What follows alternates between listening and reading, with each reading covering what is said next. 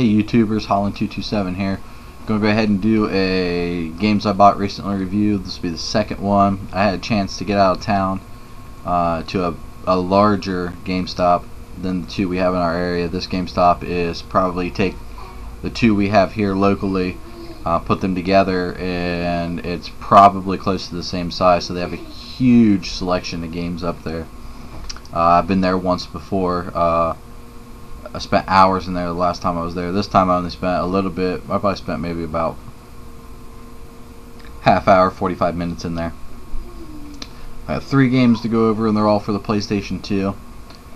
So here goes the first one. First one is Star Trek Encounters. I was looking for this game for a while.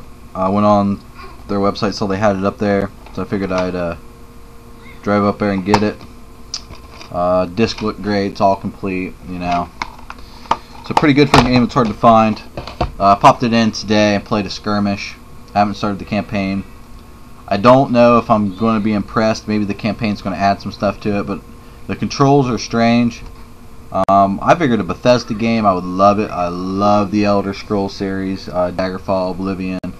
So I figured I would love Star Trek Encounters because of the Bethesda title. But I really don't know. The captain cards sound pretty cool to add bonuses to your ship. But I'm going to have to put it in and give the campaign a try. I played Starfleet Battles on the PC, which was an awesome game, and I thought that this might have a little bit of element to it like that, but it doesn't. So right now I'm probably going to give it a mediocre review. After I play a little bit more, I'll be able to give a more in-depth feel.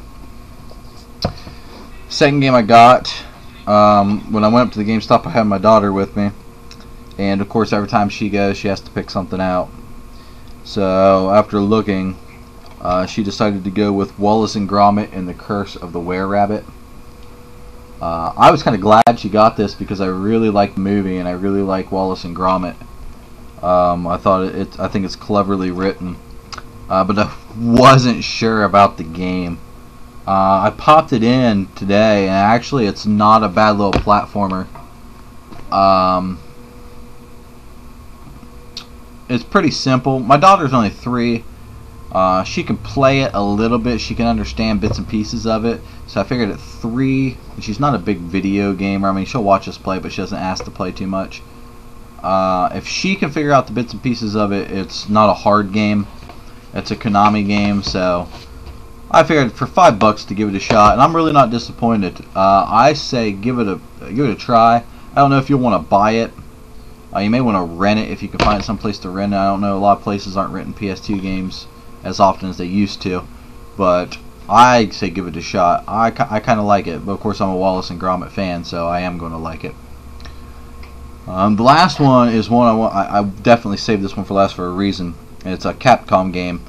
I've been looking for the 2 games out of this series on the PlayStation 2, and I've been having a hard time tracking a copy of them down that's actually complete. Like, I go to GameStop a lot, and they'll have, you know, the used case with the disc and no book. I actually found this one, case, book, everything complete, and it's Maximo versus the Army of Zen. Army of Zen. This game is awesome. It is a great platformer. Here's the back of it.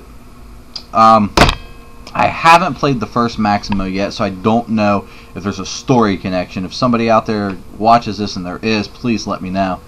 I can always go pick up the Maximo for $2.99 at GameStop, but it won't have the book and it won't have the cover, and I am a completist with my games that I buy. So when I first did some research on Maximo, I found out it was a platformer. Of course, that's big thumbs up because platformer games are awesome. Second off, I found it was made by Capcom, which made it even better.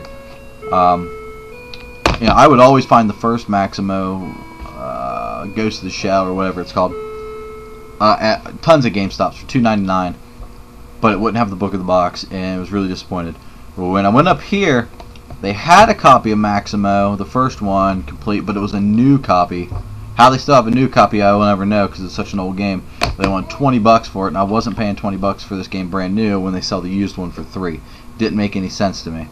So I kind of gave up, and my daughter was looking at some other games on the shelf, and she grabbed something that began with an M, and sitting right behind it was Maximum Army of Zen. So it kind of looked like somebody had stuck it back behind there and was going to come and get it later, but if you did, I'm sorry. If you go to the Taylor Square GameStop and you're looking for this game, sorry, I grabbed it.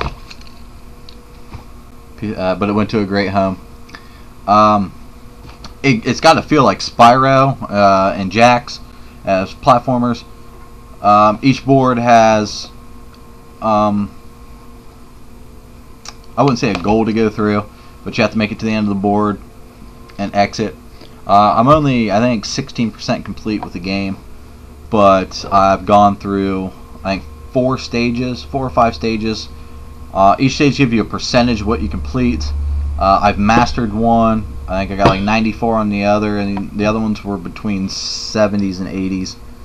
So I'm gonna try to beat the game all the way through, and definitely, excuse me, go back, try to do 100% on everything. But it was well worth my search. If you see this game, it is only $5 at GameStop. Please do yourself a favor and pick it up. I think it's an essential to have. I honestly think I like it better than Jax and Daxter Precursor Legacy, for the simple fact that I'm more into the story that this has. Jak and Daxter story seems a little off-put to me. Now, don't get me wrong, Jak and Daxter Precursor Legacy is one of my favorite platformers. I like the fact that it has multiple goals, multiple per level, and a completion rating. I love any game that tells you what your percentage done is. I think that gives you as a gamer something to shoot for. But I really like this more, and for $5 it's not bad. I'm trying to convince myself to get the first Maximo for free without the book and the cover art, but I really don't think I can do that. I did make a mistake one time. I got a game without a book in it. The only reason I did it is because GameStop had to buy 2 get 1 free. I picked up Romance of the Three Kingdoms 7 without a book. I never should have, but I played the game before, so I didn't need the book to figure it out. So anybody watching this, if you have an extra book for that game, you know, let me know. So that's my games I bought recently reviewed. Sorry, it was only 3. I actually bought 4, but I gotta take one back. I'm not even gonna say what it is because I'm gonna see if they got another copy of it. And it's one I'd like to add to a video. So it would have been 4, but a shoddy disc from GameStop made it 3. However, this is the first bad disc I've ever got from GameStop / EB Games, and I've bought games there for years. So I'm not going to hold it against them. And also, it was another game that I found pretty hard to find. So thanks for watching. I'm really enjoying these videos. I'm getting some viewers. I'd like to give a thanks out to my 10 subscribers. Woo! 10 subscribers, man. I'm tearing it up. Thank you guys for subscribing and checking out my videos. I'll catch y'all later, YouTube. Bye.